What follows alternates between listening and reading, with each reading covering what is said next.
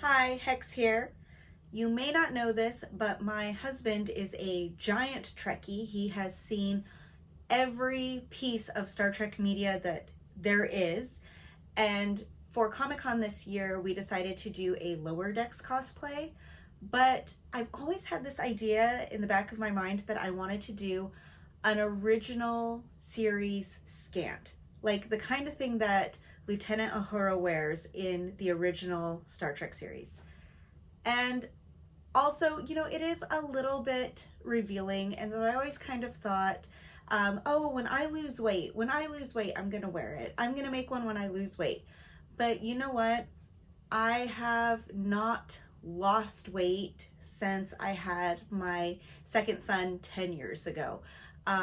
It's inched up a little bit, but it has not ever gone back down.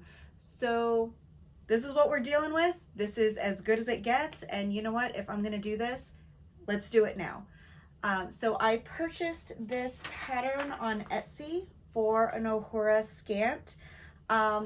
The instructions are a bit sparse, so hopefully this will be sufficient. I am looking forward to trying to use this.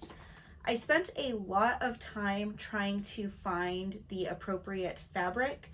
It's velour, but actually the type of velour apparently is no longer manufactured, and I joined a Star Trek costuming group online to ask about it, and I was put in contact with a guy in Canada who sent me some samples, and this stuff is weird. I might do a close-up, but it is like, the front feels almost like craft felt, and the back looks like a poly rib, but it doesn't have any stretch to it. It's the strangest thing. I have literally never encountered fabric like this before. And I didn't have time to order a full yardage from this guy. So what I did is I just took this to Joann's and I tried to find something of a similar weight and drape and color. So I found this red double ponte. It does have a stretch. I might end up interlining it just to kind of give it a little bit more kind of structure. I haven't decided. The other thing is, like I said, I'm not exactly sure how this type of dress is going to fit on my shape. So I might just kind of take this as an opportunity to make a wearable muslin. And basically the Skant is like a long t-shirt-ish that you wear over little booty shorts. So, maybe I do want a little bit of stretch so it's a little bit more comfortable. We are hoping to camp out for Hall H this year, and maybe this is something that I don't mind kind of lounging around in.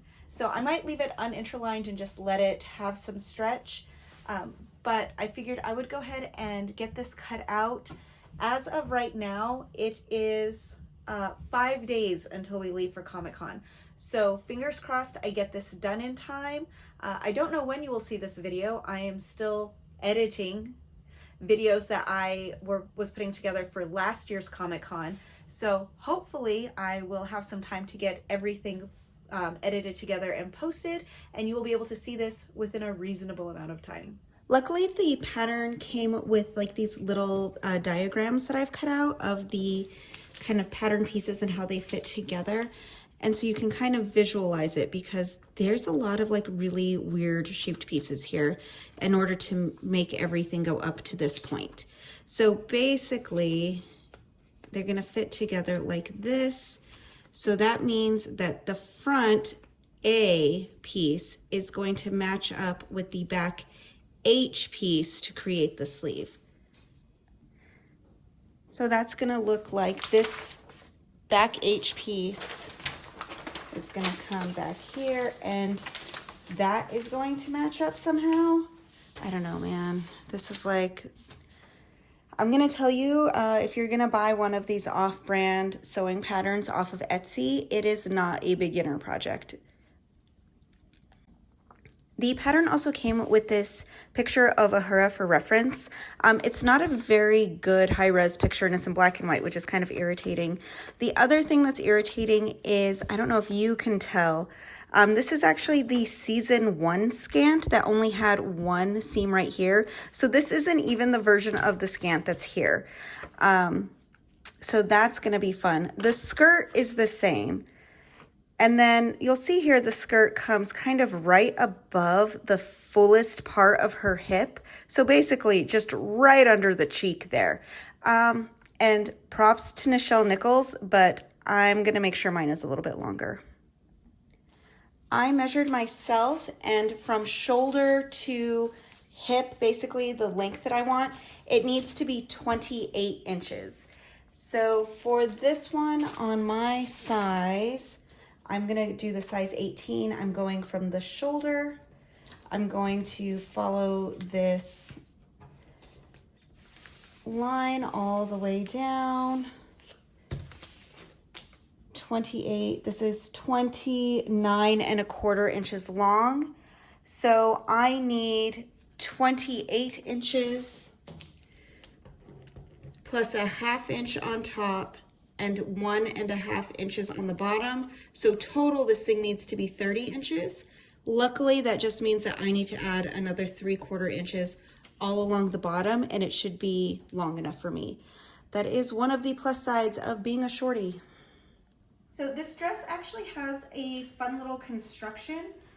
The top and the back kind of overlap, and it's like 2 half skirts that nest inside of each other. So you can still kind of get a lot of motion when you move your legs, but when it falls flat, they're gonna kind of overlap and you won't have any weird gaps peeking through. So I'm gonna go ahead and start cutting out these pieces, and then we can move on. So I'm extending out the bottom hem to accommodate for the extra length I want to cover. And this piece, this is the back center piece.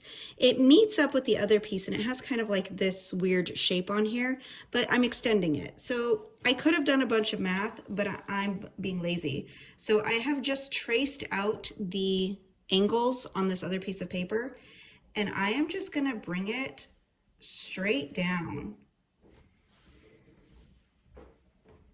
And I'm going to extend it out. So you see here, I kind of traced the longest outlines. So here's where I was, and I'm gonna just basically follow the angles down until it meets both of those lines again. And that is where I am going to trace my brand new cutting line. There we go. And then I'm gonna do that on the corresponding bottom piece so that they will still match up.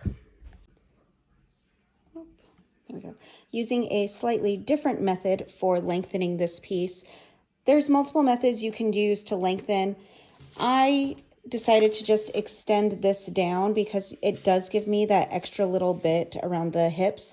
And so my skirt will be a teeny bit swishier and a teeny bit more modest, which is why I did that.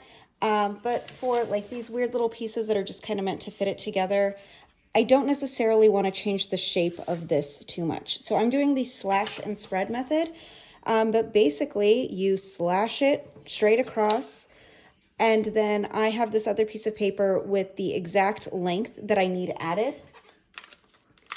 And I am just gonna come and tape one side so it matches up exactly.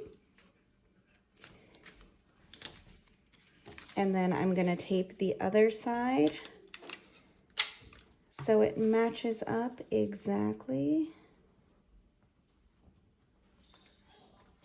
And before I tape, I'm just going to double check.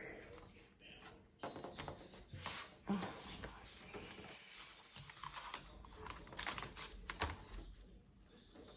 That my lines are lined up.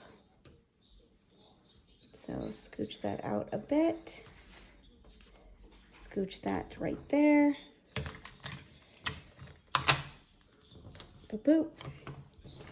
And then I'm going to just kind of cheat it out oh, what's that? It's a completed line. And then, oh my gosh, these are the weirdest shaped pieces and they hate me. And then I'm going to go here and same thing. I'm just going to kind of cheat it out. And there you go. That piece is now extended.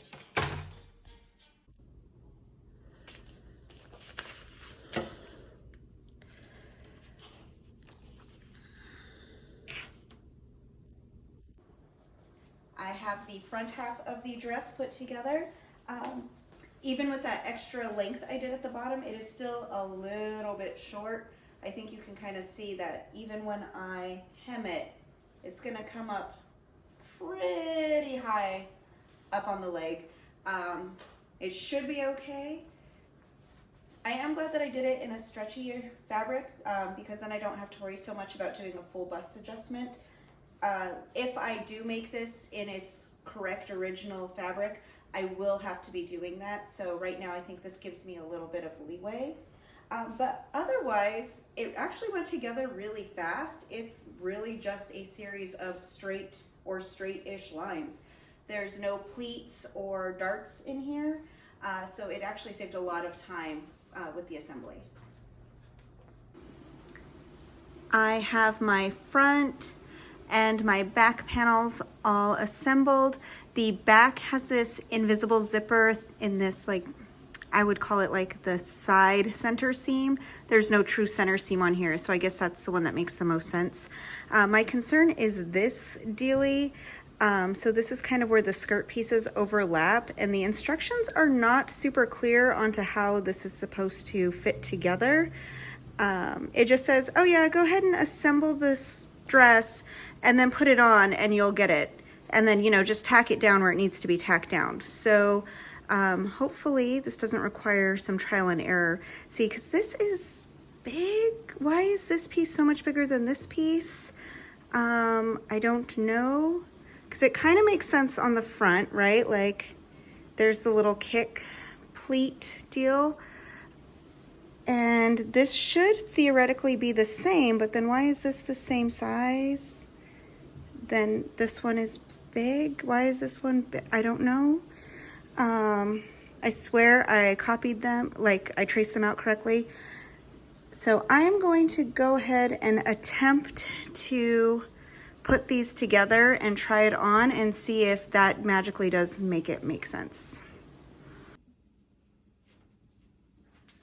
All right, so here is the best I can figure. I'm gonna have to do a quick little hem on these both open faces. And then when it says to tack it down, so here's the front. So here's the little, so this is A, B, C, and D.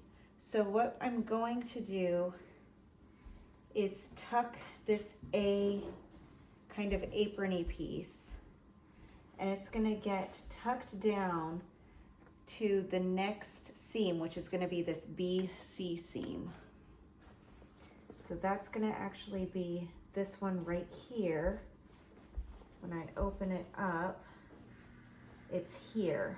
So this is gonna get tacked down right there, and then that way when this falls down, this will lay flat. And then this is gonna come down flat, and it's only gonna be in about 1 inch as compared to like this 3 inches up here. But then that will create one straight line all the way down. And then I do that on the front and the back, and that'll be that. All right, I've made a couple of little adjustments. I have sewn down the edge that's gonna get tucked under. And I guess what I figured it means is, this is the A panel, B, C, D, right? And so the corner of the A panel is gonna get tucked under, and it's gonna go to the BC corner, like that. And then that kind of gives like this little situation here. This I originally was going to fold over all of the way, but then it gives me this weird thing. So I'm gonna let it fall flat and then go back and figure out how best to pin that down, but then that'll give me an extra little bit of room. But the big thing I did is I got rid of that stupid tail. I'm not playing games. Like, I don't understand why the directions said to include a tail. It was wild. Especially since you don't really need all of that extra length in order to get in and out of the dress. The instructions say that you do, and would it be more comfortable if you could? Maybe, but also that's just a really weird place to try to have an extra long zipper. It didn't make any sense, and it's not worth the hassle. I would really rather just, you know, finagle putting this on. And it wasn't even that big of a deal. So that's all I need to do there. I'm very happy with how that's turned out. It is very short in the back. The other thing is I just need to adjust these sleeves. They're supposed to be kind of like a kimono style cut on sleeve, but it's coming down real low here on the side, and it's giving like a dolman batwing sleeve. So I don't want to make any adjustments up here, I decided, because then I have to adjust all of these seams potentially, and especially in the back where I have the zipper. I don't want to deal with that. So I'm just going to come through and kind of take some of this extra fabric out.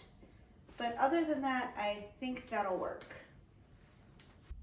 I have the dress just about fitted. I need to still install the collar, but as you can see, it's very, very short. I used the Vargas panties from Gertie kind of as a basis for like a little kind of modesty panty, but most pantyhose that I have are gonna have this. I'm gonna wear black tights, but they're still probably gonna have this. And also, I don't want to show quite so much cheek. So I'm going to make a couple of pattern adjustments. I'm just going to basically measure the difference here and add it to the bottom leg opening of the Vargas panty with a little seam allowance. And then I will cut out a second set out of the scrap fabric that I have. But otherwise, it's coming along nicely. So this is the base pattern piece, and here are the extra lengths that I'm gonna need. So I just put a piece of paper underneath it, taped it down, and now when I trim away, there will be my updated pattern.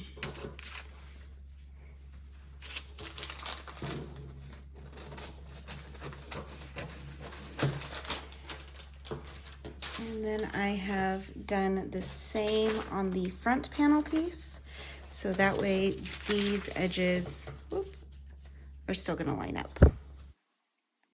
So here's a fun thing with knit fabrics is that they don't really fray. So I just did a quick hem, super, super narrow. I decided I wanted as much length as possible. And that saved me, you know, this extra 1/4 inch, you know, to cover my butt. And then I did for the little booty short panties, same kind of concept. I just used some of the, what is this, 3/8 inch elastic that I have hanging around for when I do my roller derby helmet covers. If this was going to be like a lingerie, I would have gotten the really fancy stuff. But basically, I just need this to stay on my body. So those are all set. Just me finishing sewing this thing in the literal car on the road to San Diego. Not too bad though. I just had to do some finishing, putting in the clips at the back of the collar, and sew on my rank and insignia. I wish I could say that I finished sewing this in the car, but as you see, after a very, very long day waiting at Hall H and the very amazing Marvel panel, I still had to go back to the hotel room and finish sewing on my rank. I had to make a last minute little adjustment to my skirt. If you remember, I said that this underskirt should connect to this side seam over here. And you see like all of this pulling and scrunching it's doing, and it did not look cute. So I added this elastic to keep it in place and then give it a little bit of slack. There we go. And now everything lays nice and cute. Of course, I had to wear my uniform to the Star Trek Prodigy panel. The amazing Kate Mulgrew was there. It was so exciting. I loved it. And then we walked around and we got some more photo ops. There was a Doctor Who Star Trek crossover pop up that had all of these cool props and costumes from the TV shows and the movies, including this Uhura costume from Strange New World and this captain's chair from the set of the Enterprise, which I totally did not touch. But they did have a captain's chair that you were allowed to sit in. The Friendship is Universal pop up was so much fun, and I am so, so glad that I was able to go in my uniform.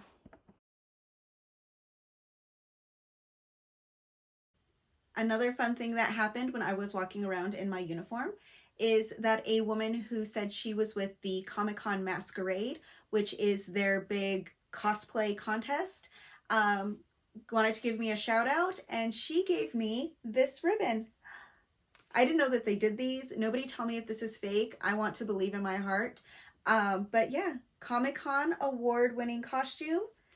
So not too bad for getting finished literally the night before in the hotel room. I'm pretty proud about this. This is going to go on my wall forever, and I'm going to make everybody look at it, including you. Look at it some more.